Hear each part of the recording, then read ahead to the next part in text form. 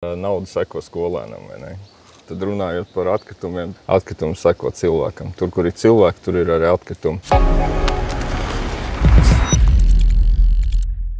Latvijas valsts mežos joprojām tiek konstatēta būtiska problēma – būvgraužu izmešana dabā. Šāda rīcība ne tikai bojā ainavu, bet arī rada ilgtermiņa kaitējumu videi. Lai saprastu, kā Latvijas valsts meži ar to cīnās un kā norit būvgraužu aizvākšanas process, šodien sarunāsimies ar Gati Grantu, Latvijas valsts mežu mežierīcības vadītāju. Cik ilgi jūs strādājat Latvijas valsts mežos un jums ir sajūta, ka cilvēku atkritumu izgāšanas paradumi mežā ir mainījušies?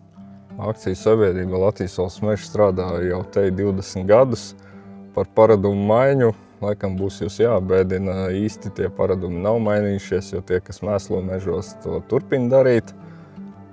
Kas varbūt ir pamainījies, ir sabiedrības attieksme pret to, jo daudzi, kas apmeklē mežus, nav ar to mierā.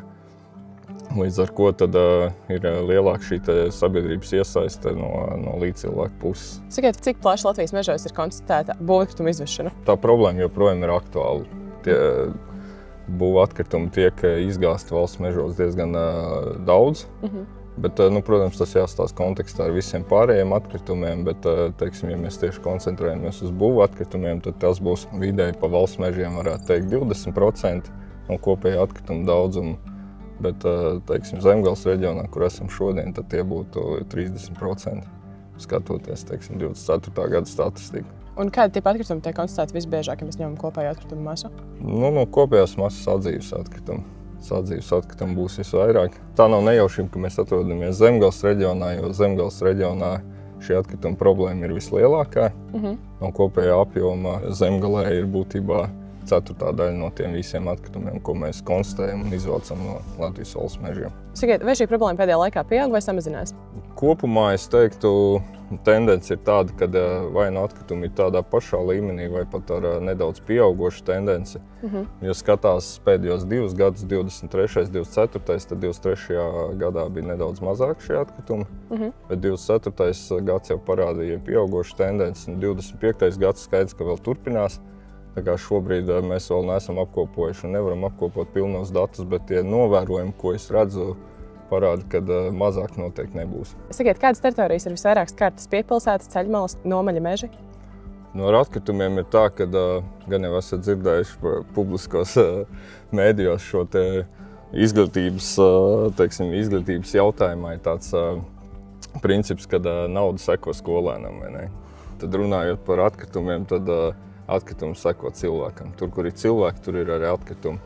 Attiecīgi tad valsts meži saskarās ar to problēmu, ka lielākā atkrituma koncentrācija tieši tur, kur ir cilvēki, attiecīgi apkārt lielajām pilsētām, tur, kur ir apdzīvotība.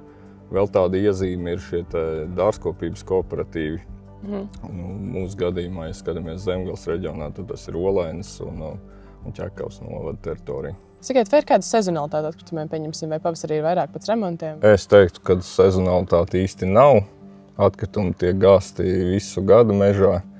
Vienīgā atšķirība, kas varbūt tāda nianses nedaudz mazāk, ir tomēr, kad ir sniegs, kad ir sniega apstākļi, bet to, es domāju, tas ir izskaidrojums ar to, ka cilvēki vienkārši baidās braukt mežā, kad ir sniegs, varbūt domā iestiks un tam līdzīgi.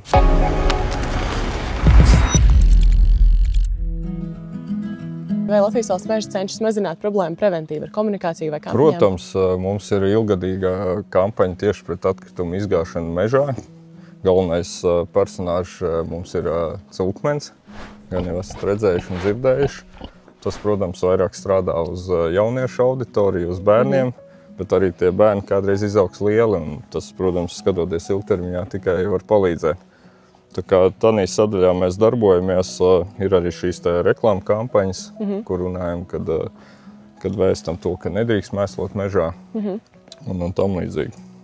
Sakiet, kā jūsuprāt varētu motivēt uzņēmējus un iedzīvotājus nodot atkritumus legāli? Tas ir sarežģīts jautājums, bet tur ir vairākas puses. Es teiktu, ka pirmais būtu arī skaidrojušais darbs kaut no šiem atkritumu apsaimniekotājiem vai atkritumu pieņēmējiem, kā veidojās šī cena, jo nereti var dzirdēt, ka atkrituma nodošana ir pārāk dārga. Tur būtu jāskaidro, ka tās izmaksas ir pamatot, lai nav šis viedoklis, ka tas kādam ir bizness, ka kādam tas ir ļoti izdevīgi. Un tādā veidā otrs Protams, kas izgāž tos atkritumus, varbūt tas cilvēks taisot remontu, ja runā tieši par būvgružiem. Viņš varbūt uzticās tam pakalpojumu sniedzējiem vai tam darbiniekam, samaksā varbūt viņam pat vēl naudu, ar cerību, ka viņš tos atkritumus aizved tur, kur vajag, bet beigās viņš aizved uz mežu un to naudu iebāž sev kabatā.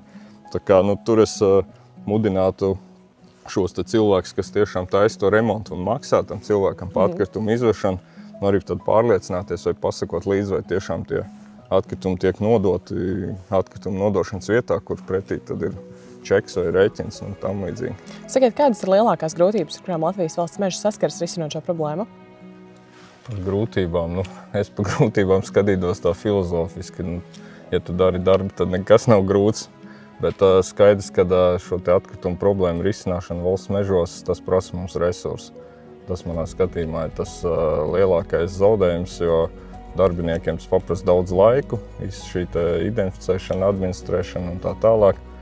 Mēs esam mežsaimniecības uzņēmums, mums būtu jākoncentrējas uz mūsu pamatdarbu, kas ir koku audzēšana, kā mēs varam redzēt šeit.